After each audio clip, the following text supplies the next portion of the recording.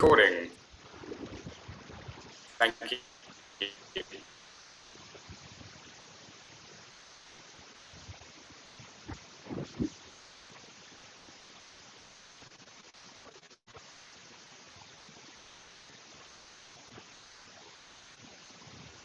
Francisco, we can't hear you properly. Sound's gone away.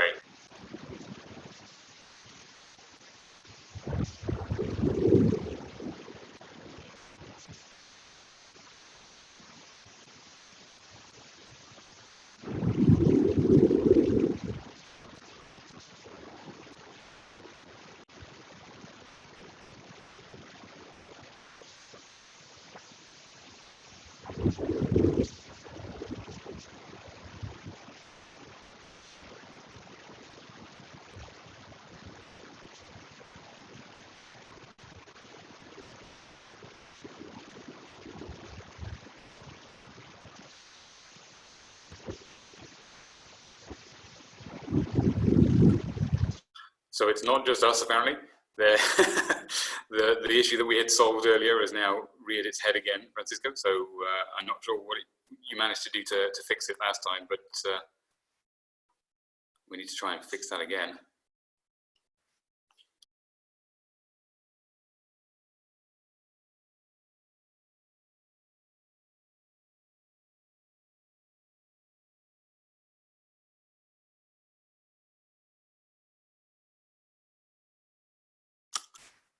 Okay, I actually think Francisco's frozen. Huh?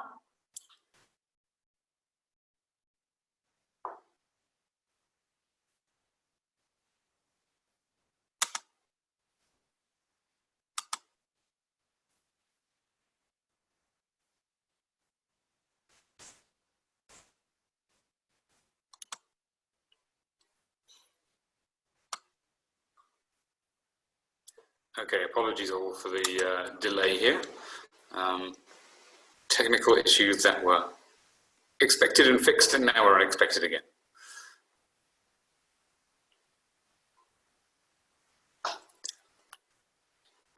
Okay, let's see if we can get Francisco's sound working again.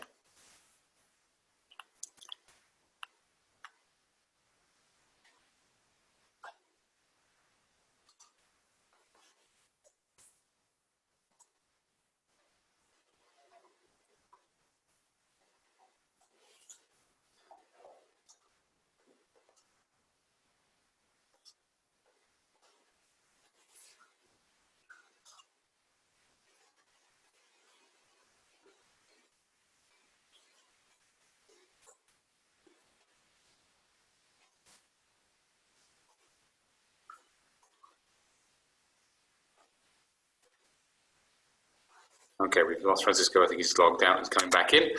Apologies, everybody. It's always the way, as soon as we try and do something technical.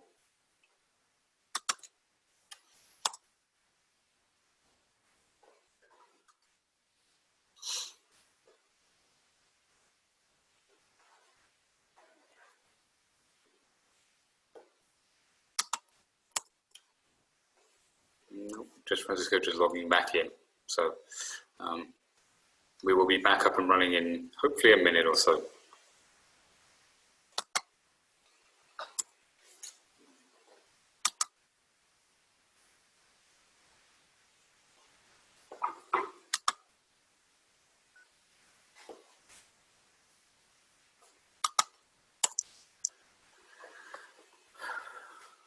Okay.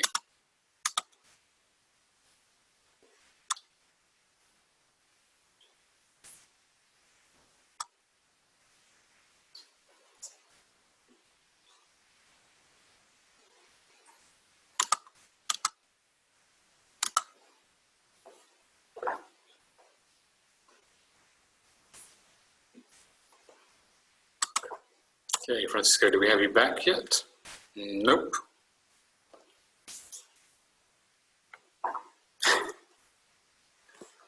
I feel like I should have prepped some sort of song and dance routine for when this happened.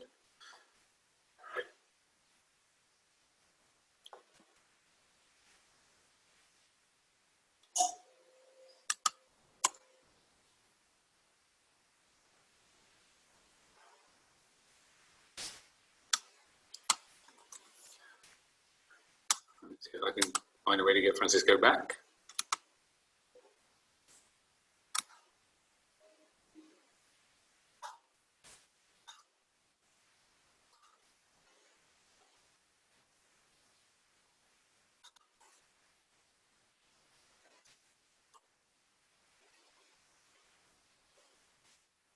Okay.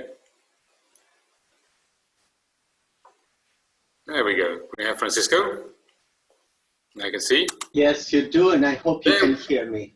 And we can hear you. Fantastic. Okay. Sorry, it took me, I had to go back to the mothership and fight the aliens and then come back and do all of that. So, you guys ready? We are prepped, primed Okay.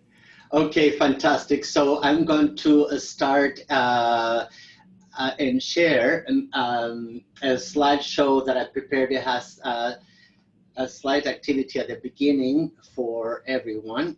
And I was saying to Maureen, thank you for the introduction, and that I left the OHTN 2 years ago.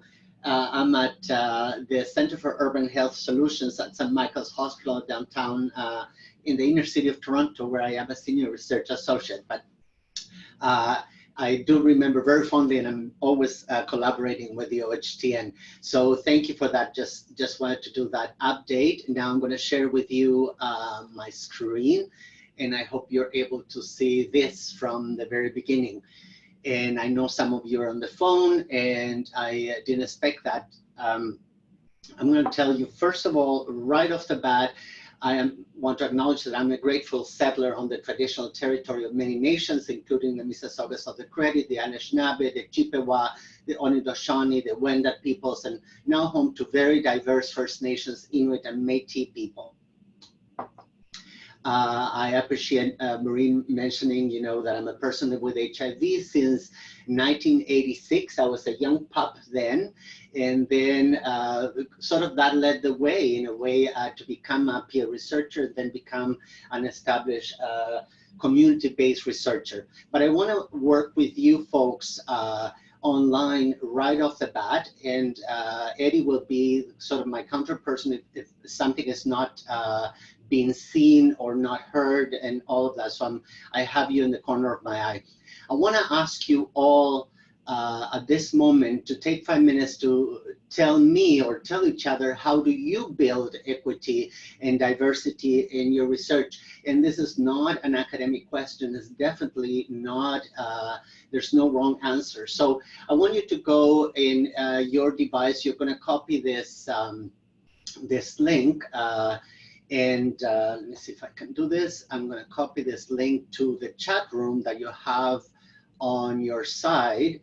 And in that chat room, just a second, I'm going to stop sharing this, open the chat room, and on the side, I'm copying this link. And those of you who are able to do, just press on the link, and you're going to go to a website. It's a wall basically where you can post any ideas you have about how you see equity and diversity being implemented. It doesn't have to be, super eloquent. Just go for it. When you go to that wall, you're going to get into something like this. There's two examples that I posted there, and in the corner, your bottom right corner, there's a pink circle with a plus sign that you press on it and creates a post. And then to complete your post, all you do is just click outside of that. I'm going to give you another view of that. So you see it's a little bit, what's the name? It's right here on your side. So you have 5 minutes to do this. I'm going to put that on the screen as well, so we all see what people are entering. Just feel free to participate. I'm sorry about those folks on the phone. I wasn't expecting that. But in another occasion, we'll have people participating verbally. It just takes a little bit of a longer time. So if you're going to be seeing something like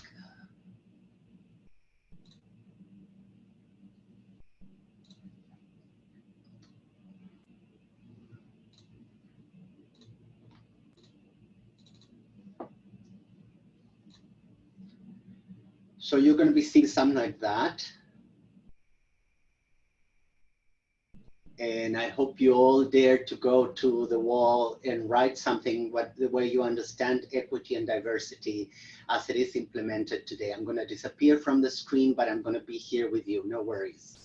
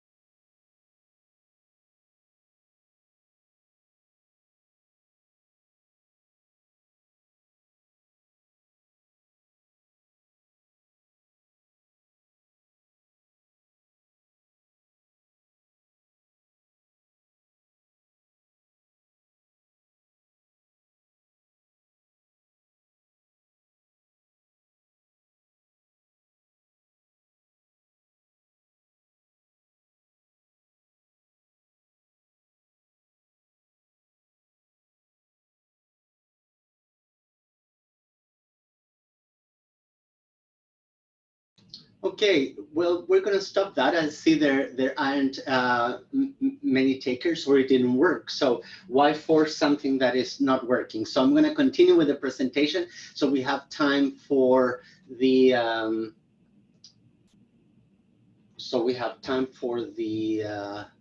questions and answers. Let me see if I get this right. Okay, so Eddie, you're hearing me, right? Yes, you are. Okay. So let me go back to the presentation, as I see that did not work at all. I'm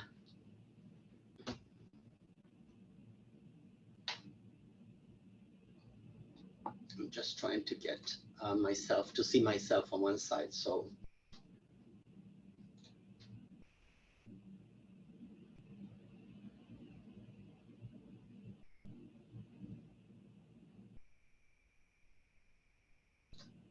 there we go.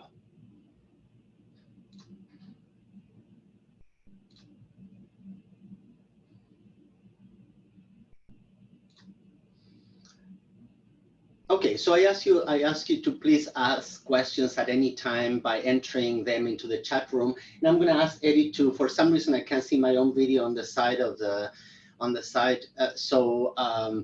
for all I know, you might have all disappeared into Ethernet and I can't see you.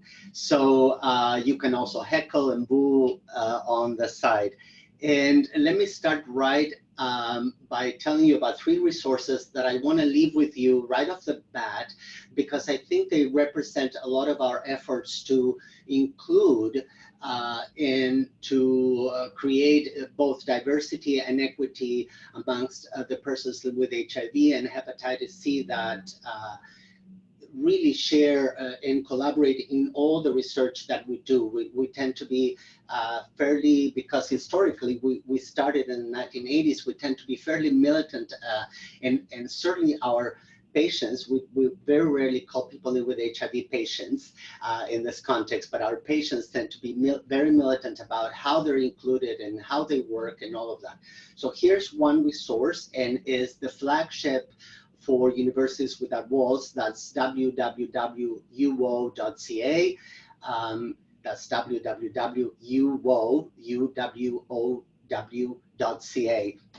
The second resource that I wanted to let you know about is something we did this year, and I think is a bit of the amalgamation of a lot of different projects we've done over the years with people living with HIV, to this one specifically to broadcast and disseminate, or what we call knowledge transfer and exchange, a lot of the research on stigma, which is one of the research portfolios I'm co-leading here at the hospital.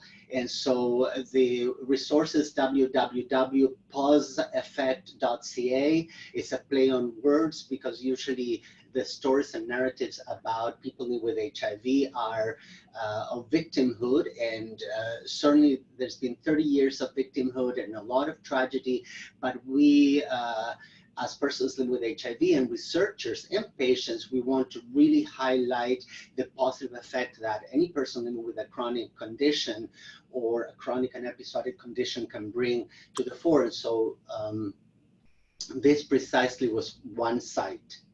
Francisco, I'm just going to stop you there because we can't see the presentation that you're doing right now. We can only see you.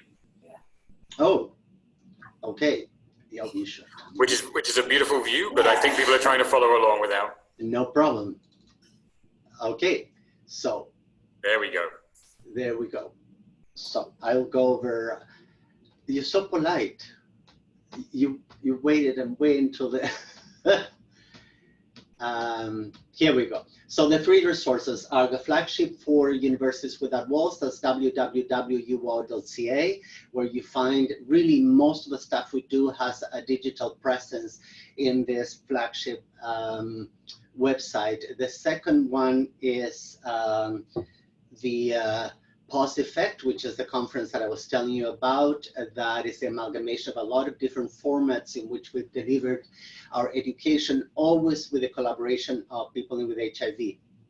And the third resource, this is for you to take away, is a fresh off the digital print commentary in the Harm Reduction Journal on supporting peer researchers, recommendations from our lived experience and expertise. And I'm going to refer a little bit more in depth about that.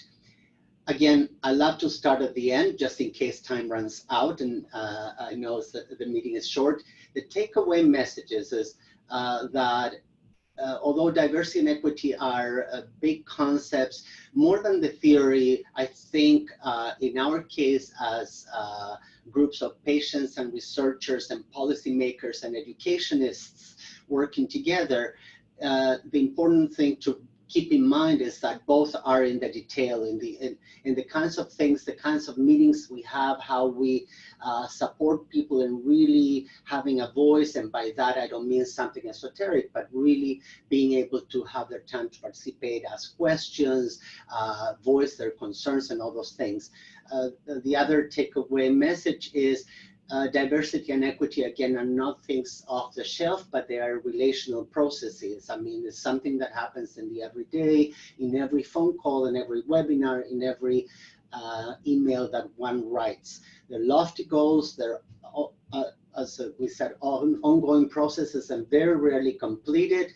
And you know, I started very young in this field, and then I became a professional in it, and I've seen things gotten much better in terms of gender, and by that I mean female, male, and the gender spectrum, our inclusion of transgender people. And by inclusion, I mean really thinking of how is one particular kind of research about one particular illness, say diabetes or heart conditions, different for males, females, trans females. So it has gotten better. There's a change of culture, and change of cultures are very slow, and a lot of unlearning for those of us who are a bit stuck in the past. There's also things that I have to remind myself to forget constantly.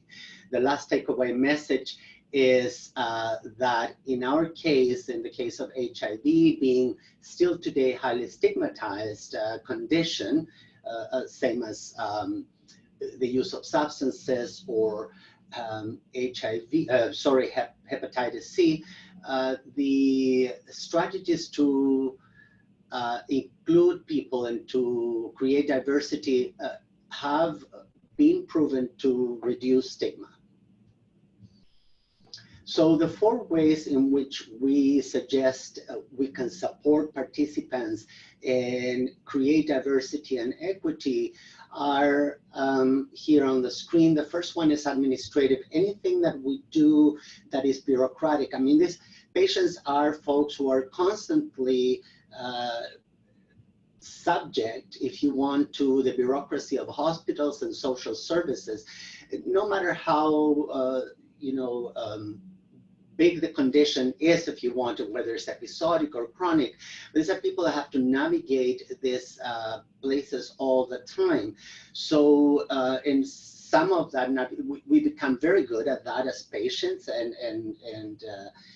but it means that the last thing we want to do when we're included in research is being subjected to even more bureaucracy, Byzantine at times. So it's important that whatever we do in terms of our research studies and networks, that everything that is logistical, and administrative, that is very clear, that really helps the person. And it's not only including all kinds of gender, for example, in the forms, but also having meetings at times that are convenient for people.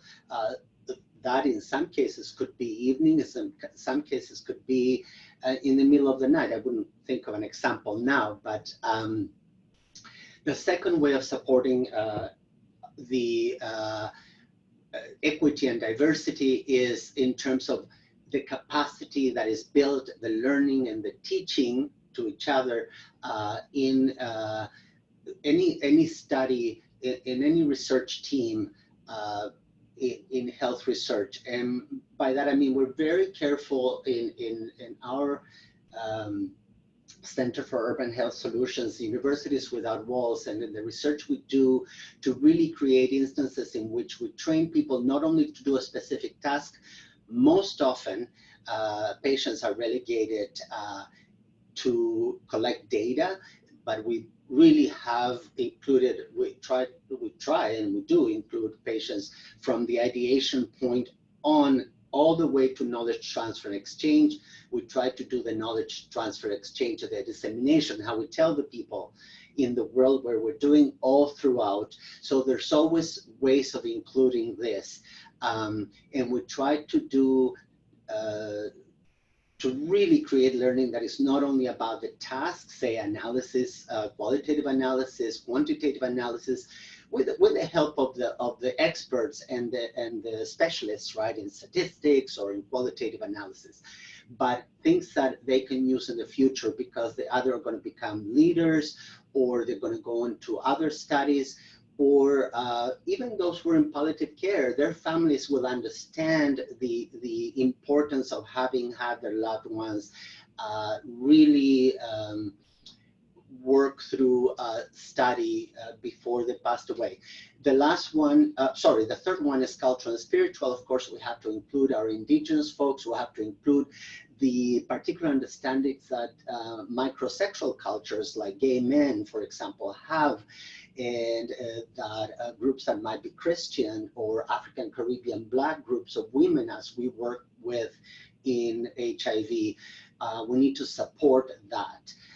And the last one is the emotional identity support. We know that when patients become included in research, that's not the end of it. Their own self-identity, their own way of understanding themselves in the world starts to change, and that also needs to be supported. In some cases, that's more extreme than others. So when do we do this? Right off the bat, we highly recommend that we look at this from the very beginning when people are ideating and formatting kind of their study. This is not always easy to do, and it certainly puts researchers in a particular under particular pressure. I understand that. Particular researchers were starting, so they usually have less leeway. They haven't learned to navigate the institutional waters. Researchers that are more savvy, they know how to include the patient or the participant right from the start. Doing the research, I mean, sometimes it's just a matter of the kinds of meetings that are had or the kinds of notes. I mean, we could be talking about patients or participants with various kinds of abilities or disabilities, hearing impaired, and all those kinds of things. So it's a kind of thinking that needs to go right at the start and somewhat in sync with the ethical thinking. One of my favorite things to do, and I've devoted a lot of my time as a researcher working on integrated knowledge transfer and exchange. So like, how do we tell the world constantly how we're doing, how we celebrate the inclusion and the diversity of our studies, and how we help, for example, in HIV research, in some quarters, women are constantly at disadvantage compared to men. I mean, in the HIV world, if you have a survey, you have, because of the sheer numbers, you have a lot of white gay men living with HIV answering your survey or contributing to this, but you have to create spaces for young indigenous women, folks who use substances or inject substances, and other groups, particularly for women. And always, this has been mixed with an ethical stance. I mean, why are we doing this, and who's getting what from the study? And it's important that we think right at the start, what is that we owe the participants after, when it's all said and done. How am I doing with time, Eddie? Is a thumbs up or thumbs down? Was that a thumb? Oh yeah. Okay.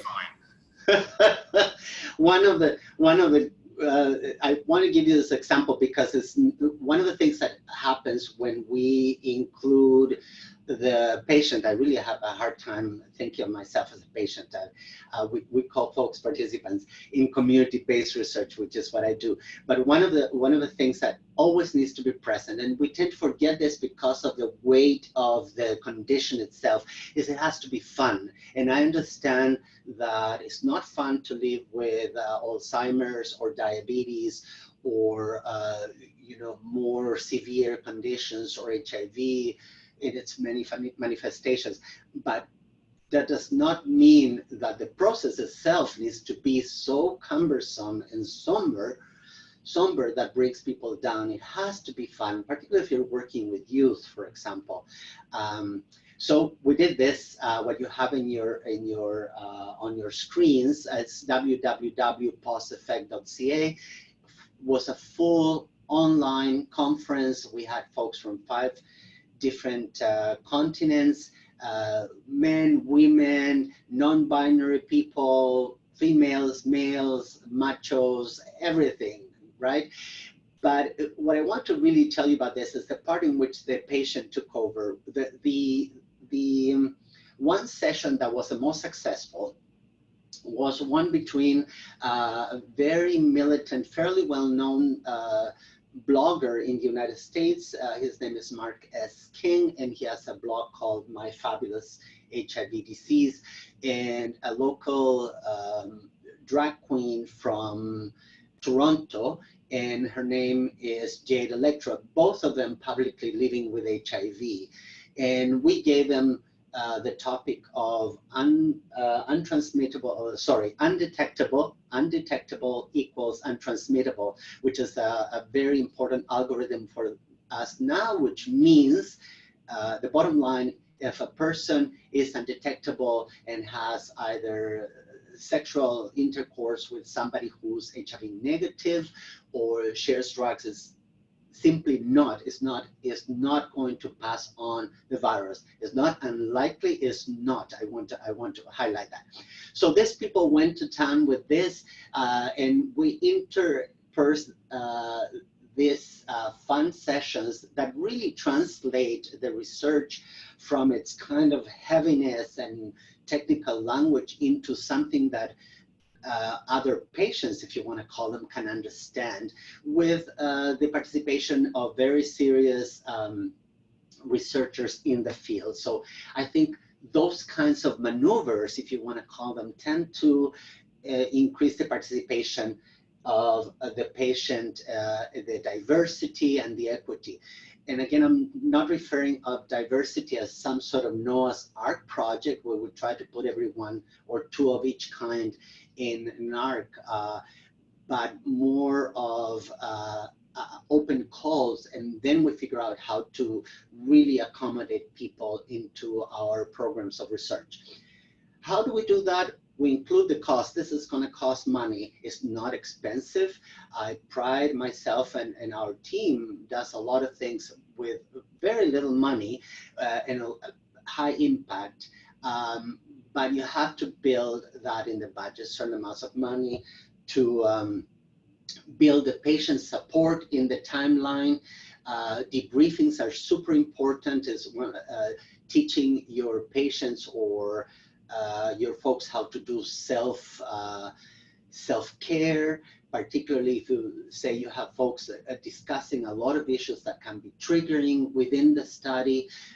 It's not enough to say take care of yourself. We really have to provide, in the name of equity and diversity, we need to provide the patients and the participants in a study with the right tools to be able to get through. Sometimes in some studies, I've hired an engagement coordinator who's a person living with that particular condition, who takes care of the phone calls, checks in with people. And I assure you, this is more than babysitting and hand-holding. And hand-holding is necessary in many cases. As researchers, we tend to forget that, you know, we go home and we're kind of very proud. We had a meeting, everything worked fine.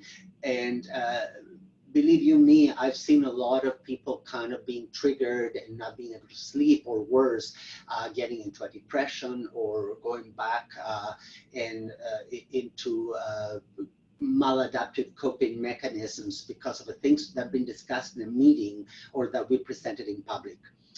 While I say that, I also encourage you to take risks and to resist micromanagement, particularly within institutional walls. We're very nervous that what our participants, right, that this kind of romantic, wild creatures called the patients are going to say. But I assure you, if you created the right conversation, people will never undermine the research study. And remember to support the leaders, that the people have stick with you, but also bring in strangers constantly. You need to refresh that pool of folks. I'm almost at the end. This is one example of how we're trying to include and diversify the experience of our participants by learning a little bit more about the patient-provider relationship, which is central to the lives of many of us who live with a chronic or episodic condition. And so again, some ideas that I'm repeating here: identify and predict who will get what. The study participants do not necessarily need to, it's nice to have them as co-authors. Sometimes it's very important for some of them. But, you know, the manuscript writing and that kind of industry is a very rarefied, very specific industry. Sometimes it's about other things that you need to provide in the short term, in the long term, for the participants to really achieve a degree of equity and diversity. And identify and discuss the degrees of participation, things that that I've been mentioning, like being triggering. How do you help how do you build the capacity to self-care, right? And we have some really interesting tools about that. Again, I invite you to look at those websites that I suggested to see how in the doing we try to organize that. Oversee but allow for as much patient takeover, and I know it's a bit of a political way of saying it, but I grew up as a child of AIDS, and so I cannot help being political. as much patient takeover as you can as a policymaker, as a researcher, as a student, as much as you can tolerate, right? They always tell us patients that the best patients have a high tolerance for uncertainty. I think we need to also echo that back to our researchers and our clinicians. And the last one, again, continue to train and role model, but don't try to micromanage. Easy to say. I mean, my first tendency as a researcher is like, I want to see everything that's going on. And if the research is really large scale, this is very difficult to do. And speaking of takeover, so one last plug is one of our products is called Better Than TED. Get it? It's a bit cheeky. Talking HIV Research is our community conversations.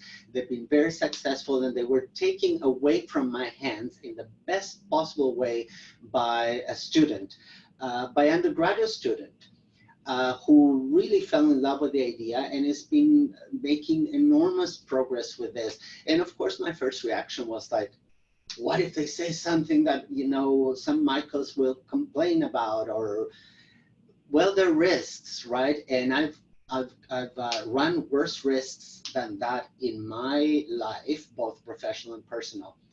So with that little provocation, I'm going to stop and see what questions we have in the chat room. Great, thank you, Francisco. I've been collating questions for you. Oh, good. So what I'll do is I'll read them for you, so you have to keep going through the chat box. Okay. So the first one, which may have been covered, was around whether there's a specific framework for implementation of strategies, and whether there's anything unique to HIV that doesn't translate to other areas of health research. Okay, so as HIV, as the biological fact, there's nothing unique to it. I mean, we could say Ebola, or we could say depression, or we could say those things. However, in North America, there's been a unique political history around it, and that is unique. The way and I'm happy to be alive telling you this, and not out of arrogance, but we really took researchers to task, and all kinds of researchers, biomedical, social behavioral, epidemiological, humanistic, and say, you know, we want a specific participation. I want to be at the table when you're setting your objectives. I want to be at the table when you're setting up the budget. And is it annoying for researchers? I can tell you, as a researcher, it's as annoying as heck. And I wish they weren't there. But you know what? This is the way the world is. So it's about democratic participation. And that really results in equity and diversity. Did I respond to that question or just ranted? No, I think that you identified that there's nothing specific in HIV that you can't apply in other areas. I think that's an important aspect. Yeah, except for our political life and our support framework, the one that James Watson and I have created is in those 4 pillars. We had to distill a lot we had like 12 pillars, but a table has only 4 legs. So go ahead and read that. Probably you will be sending these folks the links to these things. What's the next one? We had another question about barriers in relation to both location and monetary barriers, so actually capacity to access, and whether you had thoughts on how whether that fits into the framework or where it fits. For sure. We constantly, I mean, I've had in the last 3 years, the great fortune of doing some research on HIV-associated neurocognitive disorders, problems of forgetfulness, attention, memory, word processing, name finding, and all those kinds of things, which are very common now with aging in HIV-positive people. And we had to train folks across 2 sites. We're starting an operating grant on that, so we're going to be training folks in 4 sites. And you know what? Use your computers, use your phones.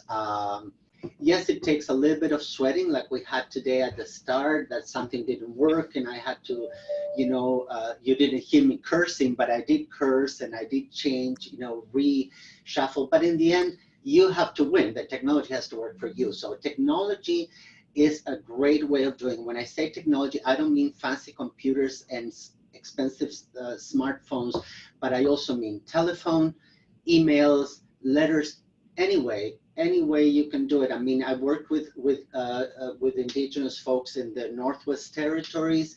Yes, some things are a bit more difficult, but they're absolutely possible. So that was what about, oh, and monies. Well, monies are very important. I mean, you got to ask your researchers and your clinicians to build in the pockets of money to pay according to institutional rules, because they won't let you pay more. Your participants, we pay our participants. We just learned a new lesson. Now we're doing a huge research on HIV stigma across the country. And we pay for all the times in which our peer researchers collect information. We pay for the times in which they came for training. And we pay for the times in which we train them online. But we forgot to pay them for the times in which they were doing the emotional debriefing, and they complain. Good enough, right? I get paid for all my hours at work, including the hours in which I learn how to be, I hope so, a better professional. So you have to account for those things. They're just as important as your budget for machines and for other instruments and for KT. I give long answers. I'm sorry. Next one. No, that's great. Next question. The next question was about whether there was something specific around, specific advice around recruitment and retention of patient partners, particularly trying to access those groups who aren't necessarily represented very well in research right now. Mm-hmm. For sure. And we place, in our case, we place very specific, and it's not easy. I'm not telling you that, this is peaches and cream. I mean, we have all kinds of,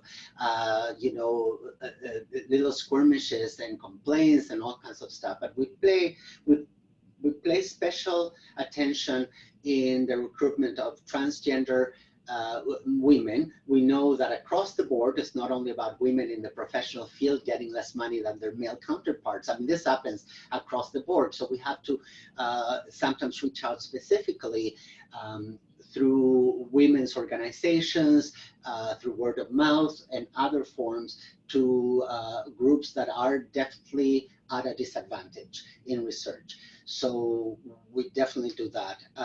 Youth, you've got to make it fun. Youth is not going to stick around. This thing is boring. You and I might find it a great deal of fun, and we read our manuscripts and we're very happy. Well, you got to find ways of getting the youth in, and I'm not really demonizing them. I mean, the attention span is different. That's why we do a lot of fun KTE, right? Even for things that are, not good, like homelessness or substance use, still has to catch your attention. Otherwise, I don't want to hear about it. I mean, there's a deluge of bad news and obscene bad news in the news at 6 o'clock. You're competing with that. Yeah. There's a lot of chat going on in the chat box right now about remuneration and the importance of remuneration. I mean, you talked a little bit about one of your examples. One of the other questions that came up in the chat box is whether you know of Tinder-like apps for connecting researchers and patient partners, or ways to actively identify who's interested in patient partnership, both from the research side and from the patient partner side, whether you know any of them. Okay, so the first part, Tinder, I mean, I'm a gay man who grew up in the 80s. We created Tinder, right? And then we gave it to heterosexual people, but that's another story. So apps, we created the notion and all that. But no, I think it's a little bit more cumbersome and rudimentary than that. It really it has to be, even if you have just 2 patients working with a researcher, finding ways, how are we going to include people who are not like us, right? And that is always a little bit scary, because you're inviting someone to sit at home that is not of your same kind. I mean, this is, I don't like giving this example always, but it is a good example. And I've had the great fortune of working with substance users, heroin users, meth users, and in general, due to the actual use, I'm not talking morally, trust me, not morally. I don't do that, right? But the use itself makes the person a little bit more complicated to work with, to come to meetings, you know, to be reliable as we conventionally think of reliable, and still we have to find ways. So it is something that is ongoing. It won't happen in one study with one researcher. You have to find researchers who are interested in doing this. A lot of us give lip service to equity and diversity, but we really don't want to do a lot about it.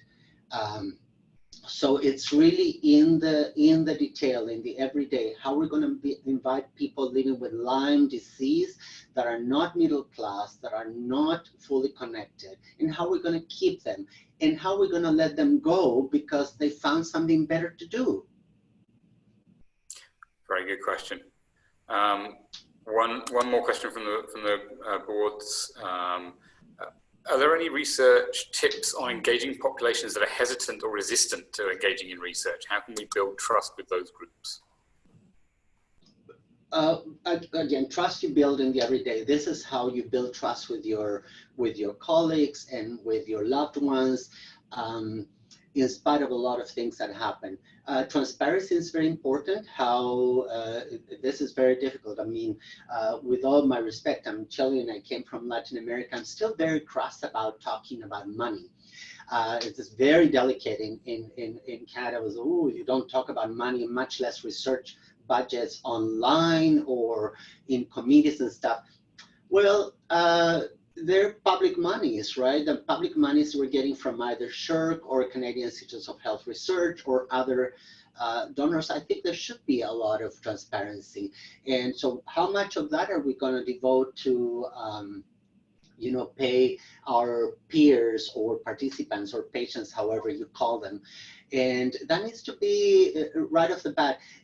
I'm not saying any of this makes your life any easier, by the way. It makes it a little bit more complicated as a clinician, as a researcher, and as an administrator. But so be it. This is the whole point of SPORE, right, of the strategic patient-oriented research. It was not to make it easier. It was to complicate the field. Did I answer this question? Well, you certainly hit the nail on the head around SPORE and the fact that we made it more complicated. For sure. Thank goodness. Yep, I'm gonna. Is there anybody else who has questions? The chat box has been there's been an interesting conversation about funding and remuneration, and that's going to come into my question at the end of this webinar. But are there any other questions around equity, diversity for Francisco?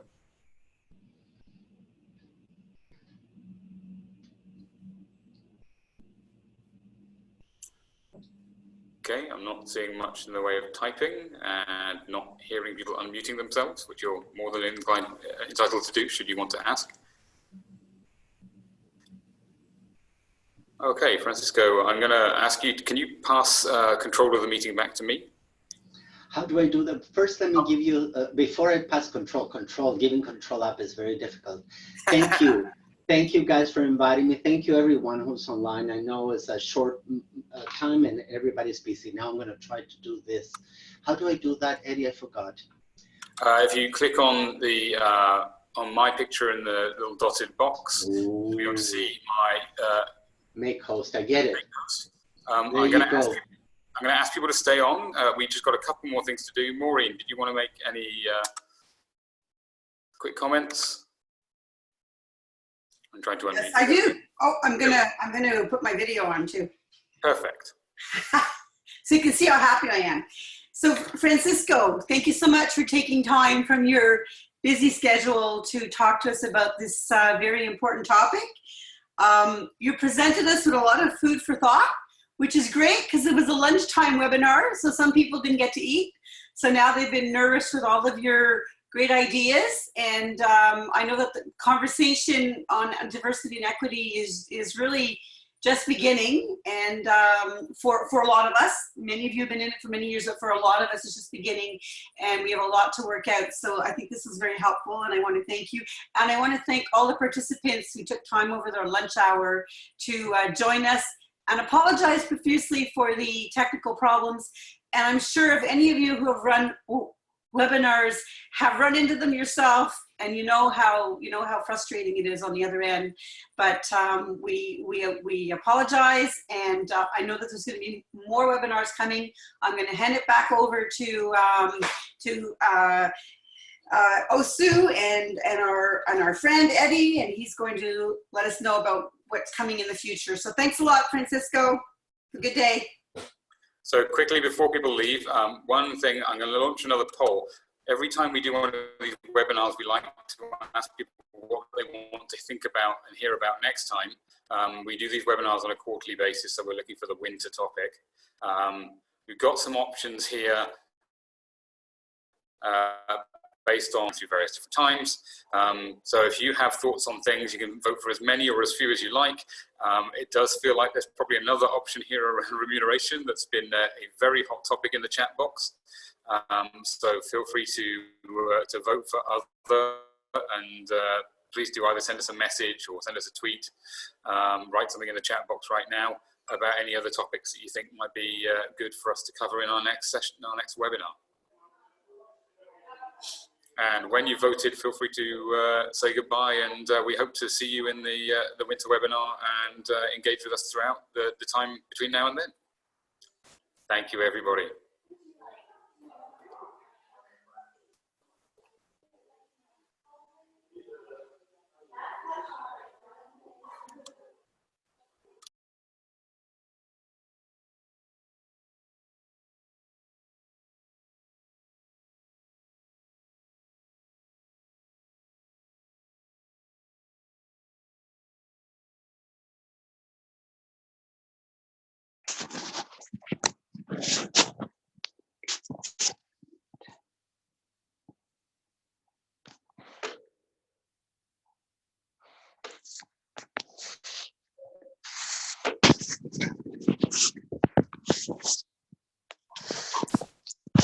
Those of you who are still on, I'm going to close down the session now.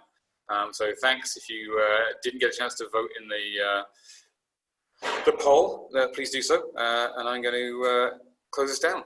Thanks, everybody. Goodbye.